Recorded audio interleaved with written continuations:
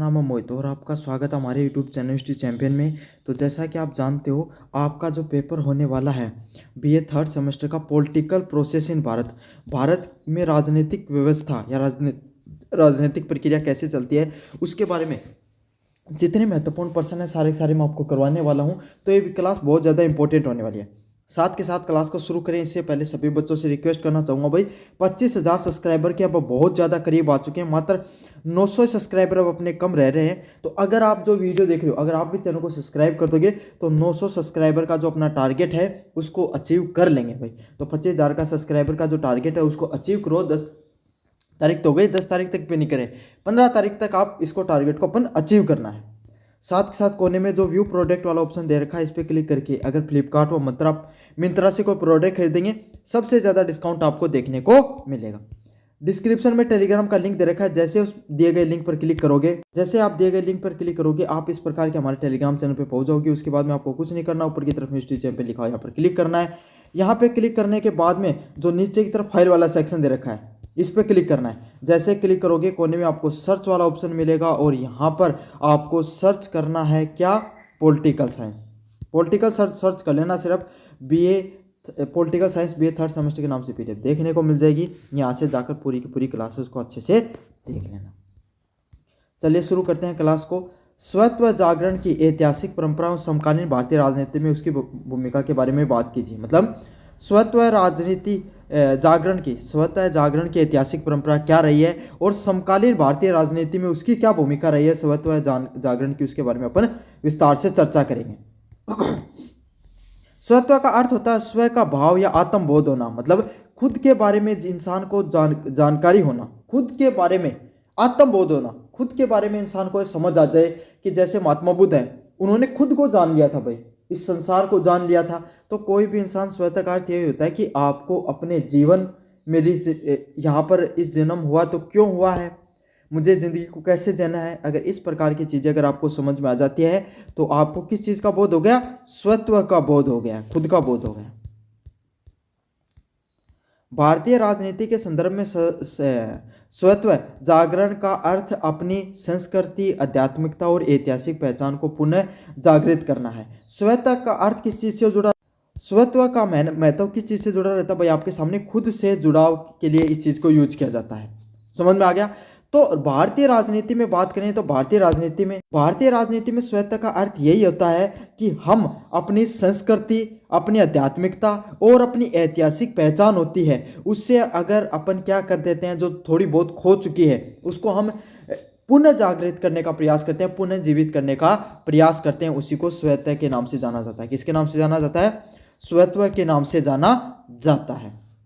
समझ में आ गया। फिर से लोगों को इस चीज़ के बारे में समझाएं कि हमारा खान पान क्या था, हमारा पहनावा क्या था, हमारी बोलचाल क्या थी, हमारी भाषा और हमारी संस्कृति क्या थी।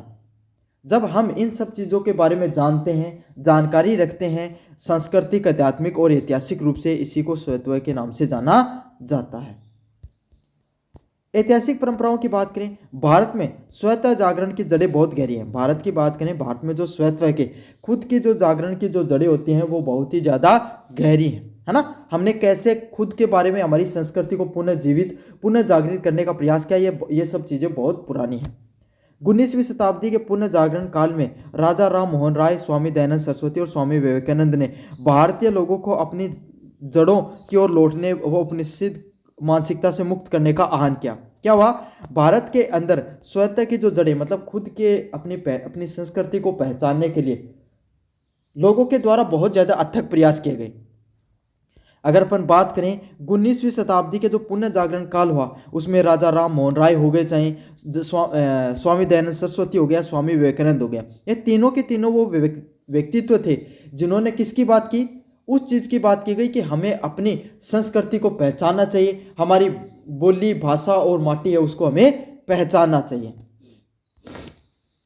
ने अपनी जड़ों को और लौटने की, भाई अपने हमारी जो वास्तविकता है, हमारी जो संस्कृति है उसकी तरफ हमें फिर से लौटना चाहिए। जो पहले भारत में क्या अरब आक्रांताओं ने, तुर्की आक्रांताओं ने भारतीय संस्कृति को पर प्रभाव दिखाया, फिर विदेशी आक्रमणकारी आई उनका थोड़ा प्रभाव देखने को मिला, फिर अंग्रेज आए उनका प्रभाव देखने को मिला। तो इससे कहीं ना कहीं जो हमारी पुरानी जो विचारिक संस्कृति थी वो धीरे धीरे कहीं ना कहीं विलुप्त होती जा रही थी। उस जो हमारी संस्कृति को जो विलुप्त होने से लौटाने के लिए क्या किया गया, आपके सामने आहवान किया गया कि हमें आपको पुरानी जो औपचारिकता है वहाँ तक, आपके सामने जो पुरानी जो उपनिषद काल की जो मानसिकता है उससे हमें क्या करना है, मुक्त होना है। उपनिषद काल की क्या, जो अंग्रेजों की जो मानसिकता है उस चीज़ से हमें ऊपर उठना है।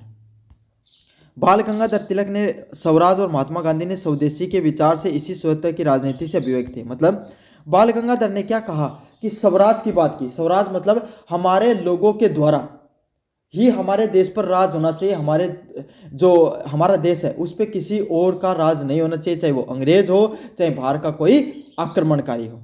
और महात्मा गांधी ने स्वदेशी की बात की। स्वदेशी मतलब हमें हमारे लोगों के द्वारा बने हुए कपड़ा, हमारे लोगों की संस्कृति, हमारे लोगों के खुद के द्वारा बनी हुई वस्तुओं का उपभोग करना, स्वदेशी चीज़ों का उपभोग करने की बात की गई। ये सब चीज़ें किस चीज़ से जुड़ी हुई थी, स्वतः से जुड़ी हुई थी।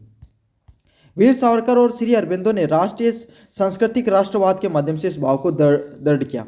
वीर सावरकर और श्री अरबिंदो ने यही कहा कि हमें सांस्कृतिक रूप से क्या करना चाहिए, राष्ट्रवाद को बढ़ावा देने का प्रयास करना चाहिए। मतलब हमें सांस्कृतिक राष्ट्रवाद का अर्थ ये होता है कि हमें अपनी संस्कृति को पूरे देश के अंदर, जो हमारी वैदिक संस्कृति थी, हमारी जो हिंदुत्व की संस्कृति थी या हमारे जो देश की संस्कृति थी, वो पूरे देश के अंदर लागू करनी चाहिए। हमें अपनी माटी, मनुष्य और अपनी आपके सामने जो भाषा है उस पर हमें गर्व करना चाहिए। समकालीन प्रासंगिकता।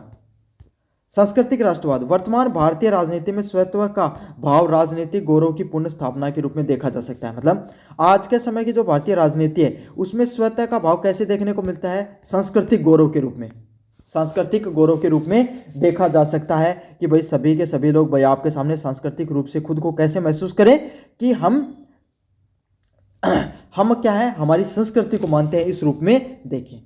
इसमें योग, आयुर्वेद और भारतीय भाषाओं को वैश्विक स्तर पर प्रतिष्ठित करना शामिल होता है कि भाई अगर हमारे देश की जो चीज़ें हैं, हमारे देश की संस्कृति का पूरी दुनिया में प्रचलित होगी तो हमारे देश का नाम होगा। कौन कौन सी हमारी संस्कृति है, योग करना, आयुर्वेद और भारतीय भाषाएं हैं, जब पूरी दुनिया के अंदर प्रचलित होंगी तभी हम प्रतिष्ठित होंगे, हमारा नाम होगा। उपनिवेशिक प्रतीकों से मुक्ति, राजपथ का नाम बदलकर कर्तव्य पथ करना, भारतीय नौसेना के ध्वज में बदलाव करना और नई शिक्षा नीति लागू करने के माध्यम से भारतीय ज्ञान को परंपराओं से जोड़ा जा रहा है। मतलब धीरे धीरे हम क्या कर रहे हैं, हमारी संस्कृति को, हमारी संस्कृति से धीरे धीरे जुड़ाव है वो करते जा रहे हैं। जैसे हमने क्या किया, जो राजपथ है, क्या है हमारा जो राजपथ है उसका नाम बदल के हमने अपन ने क्या कर दिया, कर्तव्य पथ। समझ में आ गया, राजपथ जो पुराना नाम था उसको चेंज कर दिया उपनिषद काल का कर्तव्य पथ। भारतीय नौसेना का ध्वज जो आपके सामने प्राचीन समय अंग्रेजों के समय से चला रहा था उसको बदल दिया और नई शिक्षा नीति है एनईपी वगैरह लगाकर धीरे धीरे प्रयास किया जा रहा है कि अंग्रेजों की जो मानसिकता है उससे हम दूर जा सकें। आत्मनिर्भर भारत, आर्थिक क्षेत्र में स्वत्व का अर्थ विदेशी निर्भरता को कम करके स्थानीय संसाधनों और कौशल को बढ़ावा देना है। क्या है, आर्थिक क्षेत्र में स्वतः का अर्थ यही होता है कि हम क्या करें, विदेशी निर्भरता को घटाएं और स्थानीय संसाधन और कौशल को बढ़ाएं। धीरे धीरे हमें क्या करना है कि हमें विदेशी तकनीकी को कम करके हमारे लोगों के द्वारा हमारे लोगों की तकनीकी ज्ञान में बढ़ावा करना, जिससे क्या हो सके भाई, लोगों में कौशल बढ़ सके और लोग हैं अपने संसाधनों का अच्छे से प्रयोग कर सकें। समकालीन राजनीति में यह विचार न केवल राष्ट्रीय पहचान को सशक्त कर रहा था बल्कि विकास के लिए एक भारतीय मॉडल के लिए को भी जन्म दे रहा था। मतलब आर्थिक क्षेत्र में स्वतः का अर्थ यही होता है कि हमें विदेशी जो निर्भरता उस पर कम करना है, हमारे कौशल को बढ़ावा देना है, हमारे लोगों की आपके सामने। अगले वाले प्रश्न की तरफ अगर अपन आगे बढ़े, भारतीय लोकतंत्र के सामाजिक व आर्थिक आयामों की विवेचना करते हुए उनकी उपलब्धियों और चुनौतियों पर प्रकाश डालिए। क्या करना है, भारतीय लोकतंत्र में सामाजिक व आर्थिक आयामों की विवेचना करते हुए उनकी उपलब्धियों के बारे में और चुनौतियों के बारे में अपन को क्या करना है, प्रकाश डालना। काफ़ी ज़्यादा मोस्ट इंपॉर्टेंट प्रश्न है। पहला प्रश्न है, भारतीय लोकतंत्र एक राजनीतिक व्यवस्था नहीं बल्कि सामाजिक और आर्थिक क्रांति का भी साधन है। क्या है, भारतीय लोकतंत्र हमारा लोकतंत्र सिर्फ राजनीतिक तक ही सीमित नहीं है बल्कि एक सामाजिक और आर्थिक क्रांति का भी प्रतीक है।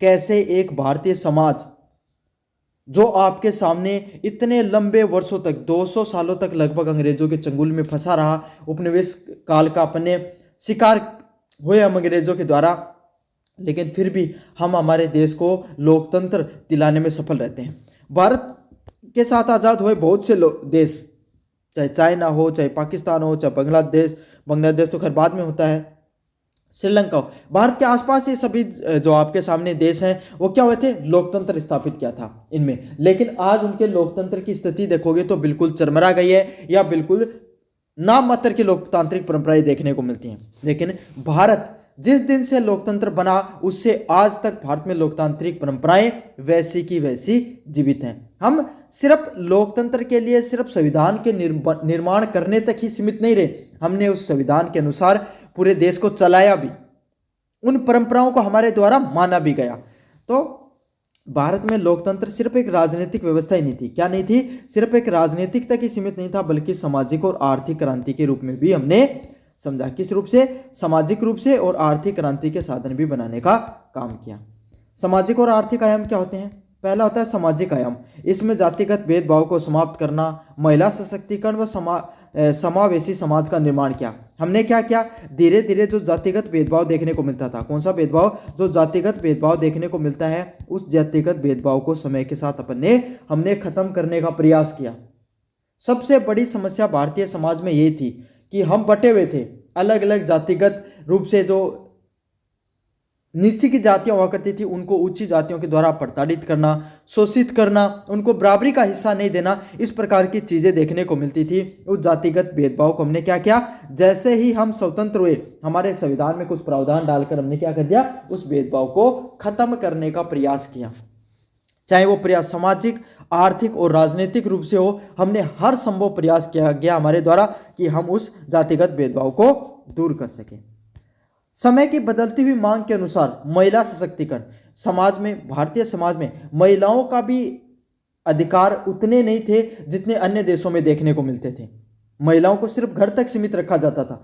तो हमने समय की मांग को समझा कि अब महिलाएं सिर्फ घर तक सीमित नहीं रह सकती, उनको घर से बाहर जाकर काम करना चाहिए, ये समय की मांग है। हमने उसको समझा और महिला सशक्तिकरण को भी बढ़ावा दिया। किसको, महिला सशक्तिकरण को भी हमारे द्वारा बहुत ही ज़्यादा बढ़ावा दिया गया और समावेशी समाज का निर्माण भी किया गया। समावेशी समाज कैसा समाज होता है, जहाँ पे हर समाज, हर धर्म, हर कुल के लोगों की बराबर का हिस्सा मिले, इस प्रकार के समाज का भी हमने निर्माण किया। डॉक्टर भीमराव अम्बेडकर ने कहा है कि बिना सामाजिक लोकतंत्र के राजनीतिक लोकतंत्र कभी भी नहीं चल सकता। काफ़ी अच्छी बात कही उनके द्वारा कि अगर हम एक तरफ बात करते हैं लोकतंत्र की, लोकतंत्र जब तक सफल नहीं हो सकता जब तक सामाजिक रूप से सभी लोगों को बराबरी का हिस्सा नहीं मिल सकता। क्यों? अगर समाज में सभी लोगों को बराबरी का हिस्सा मिलेगा तभी राजनीतिक रूप से लोकतंत्र है वो सफल रहेगा। क्या होगा? तभी जो लोकतंत्र है वो राजनीतिक रूप से सफल हो सकता है। जब आप सामाजिक लोकतंत्र आपका सफल होगा तभी आपका राजनीतिक लोकतंत्र भी सफल होगा। आर्थिक आयाम, इसका लक्ष्य लोक कल्याणकारी राज्य की स्थापना करना है। आर्थिक आयाम क्या है? आर्थिक आयाम यही है कि हमारे द्वारा एक उस प्रकार के एक लोक कल्याणकारी लक्ष्य कैसा हमारा कि हम एक लोक कल्याणकारी राज्य का निर्माण करें जहां पर क्या हो, सभी लोगों को संसाधन क्या न्याय संगत रूप से वितरित हो। क्या, जितने भी जो संसाधन है वो थोड़े थोड़े सभी लोगों को मिले, न्याय संगत रूप से सभी लोगों को संसाधन मिले और गरीबी उन्मूलन देखने को मिले। क्या हो, धीरे धीरे समाज में गरीबी है वो हट जाए। तो हमारा हमेशा लक्ष्य यही रहा, क्योंकि भारत जब आज़ाद हुआ तब भारत में बहुत ज़्यादा क्या देखने को मिलती थी, गरीबी देखने को मिलती थी। क्या, हमारे जो लोग हैं वो सबसे ज़्यादा भाई गरीबी वगैरह से बहुत ज़्यादा परेशान थे। तो हमारे द्वारा यही प्रयास किया गया कि लोक कल्याणकारी राज्य की स्थापना की जा सके, जिससे न्याय संगत तरीके से आपके सामने क्या हो, संसाधनों का वितरण हो सके। उपलब्धियां, एक सफल लोकतांत्रिकरण करना, दुनिया का सबसे बड़ा और सबसे स्थिर लोकतंत्र बनाना। भारत एक छोटा देश नहीं है भाई, भारत दुनिया की सबसे ज्यादा जनसंख्याओं वाला देश है। भूमिगत दृष्टिकोण से भी अपना 7वां स्थान आता है। और खास बात यही नहीं, और बड़े देश तो बाहर से और भी हैं, है ना। जनसंख्या की दृष्टि से तो अपने पहले हैं, लेकिन बाहर से पहले चाइना भी हुआ करता था। लेकिन वहां के लोगों की भाषा, संस्कृति, राजनीतिक विविधताएं और चाहे भौगोलिक विविधताएं, इतनी ज़्यादा विविधताएं नहीं थी जितनी भारत में थी। भारत के अगर कहते हैं तो एक राज्य से दूसरे राज्य में जाते हो तो भी इतना बदलाव देखने को मिलता है। हर राज्य की अपनी भाषा है, अपनी बोली है, अपना खान पान है, अपना रहन सहन है, अपनी वैचारिकता है, अपनी धार्मिक मान्यताएं हैं। हमें इन सब चीज़ों को साथ लेकर चलना था। तो एक बहुत बड़ी बात थी ये, और हमें इस प्रकार का प्रयास करना था कि हम ना सिर्फ सबसे बड़े लोकतंत्र बनने की तरफ बढ़ें, बल्कि एक सफल और एक स्थिर लोकतंत्र का भी जन्म देने में हम सफल हुए। तो यही है, हमारे द्वारा यही प्रयास किया गया कि कैसे भी करके अपन क्या है, एक सफल लोकतांत्रिकरण की तरफ आगे कैसे बढ़ सकते हैं। सशक्तिकरण की बात करें, आरक्षण और पंचायती राज 73वां और 74वां आरक्षण के माध्यम से हाशिए के समूह की सत्ता में भागीदारी हुई। क्या हुआ, आरक्षण का हमारे द्वारा जो आरक्षण लागू किया गया, चाहे 73वां संविधान संशोधन हो चाहे 74वां, जिसमें पंचायती राज मतलब सबसे जो निचला तबका है, ग्रामीण तबका है ना, उसको भी राजनीति में भाग लेने का हिस्सा मिल सके, इसके लिए पंचायती राज की व्यवस्था की गई। 73वें व 74वें संविधान संशोधन के अंदर गाँवों में पंचायत बनाई गई, और यहाँ पर शहरों में नगर पालिकाओं का निर्माण किया गया, जहाँ पर गांव में सरपंच का चुनाव करवाया जाता है, डेलीगेट्स का चुनाव कराया जाता है। यहाँ पर आपके सामने मेयर का और वार्ड का चुनाव देखने को मिलते हैं। तो हर व्यक्ति को कोशिश की गई, चाहे कैसे ना कैसे राजनीति से जुड़ाव करवाया जाए। आर्थिक विकास, एक कृषि प्रधान अर्थव्यवस्था को दुनिया की 5वीं सबसे बड़ी अर्थव्यवस्था बनाना। हमारा क्या था कि हम क्या थे, एक कृषि प्रधान देश थे। कैसे देश थे, हमारा देश है वो लगभग किस चीज़ पर निर्भर करता था भाई, आपके सामने कृषि पर निर्भर करता था। हमारा यही प्रयास रहा कि हमारी जो निर्भरता है वो कृषि पर है, उस निर्भरता को बनाए रखते हुए हमें क्या करना है, उद्योगीकरण को भी बढ़ावा देना है, तकनीकी रूप से भी आगे बढ़ना है। तो हमारे द्वारा कृषि प्रधान देश को दुनिया की 5वीं सबसे बड़ी अर्थव्यवस्था बनाने के लिए हमने उद्योगीकरण को भी बढ़ावा दिया, कृषि को भी साथ लेकर चले गए, और सर्विस सेक्टर है या अब तकनीकी सेक्टर में भी हमने बहुत ज़्यादा प्रयास किए और आगे बढ़े। चुनौतियां, असमानताएं, बढ़ती हुई आर्थिक गहराई। लेकिन ये जो हमारे लोकतंत्र की जो लड़ाई है वो आसान नहीं रही है। ये इतनी आसान आपके सामने, जितनी कहानी के रूप में आपको बता रहा हूँ, इतनी हमारी लोकतंत्र की जो सफ़र है वो इतना आसान नहीं है। इसके सामने काफ़ी चुनौतियाँ भी हैं। पहली चुनौतियाँ, बढ़ती हुई आर्थिक खाई। धीरे धीरे आप देखते जा रहे हो कि समाज के अंदर, अमीर और गरीब के अंदर बहुत बड़ी जो खाई है वो धीरे धीरे बढ़ती जा रही है, और ये खाई आपके सामने बहुत ज़्यादा परेशान का सबक है। धीरे धीरे क्षेत्रीय असंतुलन भी देखने को मिलता है। समाज का कुछ तबका है जिसके पास धन दौलत संपत्ति सब कुछ है, एक तबका है जो 2 वक्त की रोटी के लिए भी परेशान हो रहा है। अगले वाला पॉइंट है भ्रष्टाचार और अपराधीकरण। राजनीति में धनबल और बाहुबल का प्रभाव होना। भारतीय राजनीति को, आप सभी को पता है, भारतीय राजनीति कहीं भी धनबल, पैसे के दम पे राजनीति करना, और बाहुबल, लोगों को डरा धमका के राजनीति करने का जो प्रयास होता है, उस चीज़ से कहीं भी अछूती नहीं है। आप सबको भी इस चीज़ का पता है। तो भारतीय राजनीति में धनबल और बाहुबल का बहुत अधिक प्रयोग देखने को मिलता है, और ये एक बहुत बड़ी विडंबना की बात है। तुष्टीकरण और ध्रुवीकरण। धर्म और जाति के आधार पर वोटों का ध्रुवीकरण करना लोकतंत्र के विमर्श को प्रभावित करता है। क्या होता है, जब लोगों को, भारतीय राजनीति की एक विडंबना है कि आज भी 21वीं सदी में हम जितने शिक्षित होते चले जा रहे हैं उतने ही हम पिछड़ते जा रहे हैं नैतिक रूप से। आज भी लोग जाति और धर्म के आधार पर वोट देते हैं, जाति आधार पर और धर्म के आधार पर लोगों को टारगेट किया जाता है। चलिए अगले वाले पॉइंट की तरफ बढ़ते हैं। स्वतंत्रता के बाद भारतीय राजनीतिक व्यवस्था को आकार देने वाले प्रमुख कारकों का विश्लेषण कीजिए। अर्धसंघवाद व गठबंधन की राजनीति का विशेष प्रकाश डालिए। क्या बताना आपको, स्वतंत्रता के बाद भारतीय राजनीतिक व्यवस्था को आकार देने वाले प्रमुख कारक क्या क्या हैं। अर्धसंघवाद और गठबंधन की राजनीति पर क्या विशेषता है, उसके बारे में आपको विस्तार से बताना। 1947 के बाद में भारत के द्वारा कई राजनीतिक यात्राएं कई चरणों और विचारधाराओं से प्रभावित रही। मतलब जैसे भारत आज़ाद हुआ, भारत की अपनी इस आज़ादी की लड़ाई के बाद में भारत की जो राजनीति है उसने कई चरण देखे। एक चरण ने उनके द्वारा कई चरण देखे गए, और हमारे द्वारा क्या है, अलग अलग प्रकार की विचारधाराओं के द्वारा हम प्रभावित हुए। हमारे द्वारा क्या है, हम एक प्रकार के नहीं, अलग अलग प्रकार की जो विचारधाराएं हैं उन सभी विचारधारा से हमारे लोग वो प्रभावित रहे। पहली विचारधारा है राजनीतिक व्यवस्था को आकार देने वाले कारक। स्वतंत्रता के बाद कांग्रेस प्रणाली का वर्चस्व भाषाई आधार पर पुनर्गठन। स्वतंत्रता के बाद में कांग्रेस प्रणाली का जो वर्चस्व है भाषा के आधार पर राज्यों का क्या किया गया, पुनर्गठन किया गया। चाहे उसमें 1956 हो या 1990 के दशक में आर्थिक सुधारों के लिए एलपीजी व्यवस्था को गहराई से प्रभावित किया गया। जैसे ही भारत आज़ाद हुआ, तेलुगु भाषा के आधार पे, है ना, मलयालम भाषा के आधार पे धीरे धीरे आपके सामने क्या हुआ, भारत में भाषा के आधार पे लोगों को, चाहे मराठी भाषा के आधार पे, एक भाषाई आधार पे क्या हुआ, आंदोलन देखने को मिले। खास करके दक्षिणी भाषा में अपनी भाषा को लेकर लोगों में विशेष रूप से क्या है, एक कनेक्शन है। तो लोगों ने क्या, भाषा के रूप से लोगों को एकजुट करने का प्रयास किया गया। इसीलिए भाषा का जो पुनर्गठन है, भाषाई आधार पर पुनर्गठन 1956 में और 1990 में आपके सामने लिबरलाइजेशन, जो प्राइवेटाइजेशन और ग्लोबलाइजेशन का जो आपके सामने बढ़ावा दिया गया। आज जो भारतीय अर्थव्यवस्था देखते हो, जिसमें हम विदेशी चीज़ों को खरीद पा रहे हैं, और आज अपनी भारतीय अर्थव्यवस्था इतनी मजबूत है जिसमें 10 ट्रिलियन 5 ट्रिलियन इकोनॉमी का जो डंका बजाया जाता है, उसमें कहीं ना कहीं इस आर्थिक सुधारों का आपके सामने कहीं ना कहीं बहुत बड़ा योगदान था। अगर वो सब नहीं होते तो ये सब चीज़ें भी नहीं होती। अर्ध संघवाद, क्वासी फेडरलिज्म। केसी वियर ने भारतीय संविधान को अर्धसंघीय कहा है। क्या कहा है? केसी जो वियर है उन्होंने क्या, भारतीय संविधान वो अर्धसंघीय। अर्धसंघीय क्या है? जिसमें राज्यों की भी कुछ हिस्सेदारी है और जहां पर राज्यों की भी केंद्र की भी हिस्सेदारी है और राज्यों की भी कुछ ना कुछ हिस्सेदारी होती है। भारत में सीमा जो केंद्रीय सूची में केंद्र के अंतर्गत आने वाले सभी नियम कायदों को माना जाता है, राज्य सूची में राज्य के अंतर्गत आने वाले सभी नियम कायदों को माना जाता है। तो भारत को क्या है, अर्धसंघीय प्रणाली में अपन देख सकते हैं।